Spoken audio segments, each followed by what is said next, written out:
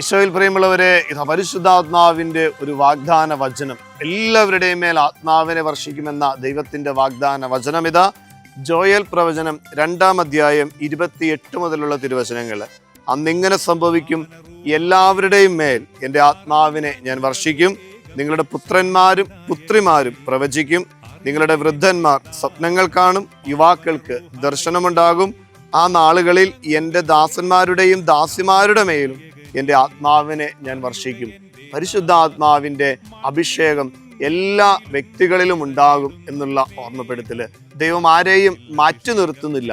നമ്മുടെ എല്ലാവരുടെയും ജീവിതത്തിൽ ഞാൻ ഏതെല്ലാം ജീവിത സാഹചര്യങ്ങളിലൂടെ കടന്നു പോകുന്ന വ്യക്തിയാണെങ്കിലും പരിശുദ്ധാത്മാവ് നിന്നെ അനുഗ്രഹിക്കും എന്നുള്ള ഓർമ്മപ്പെടുത്തൽ ഈ വചനം നമ്മളിൽ മാംസം ധരിക്കട്ടെ. ആമേൻ.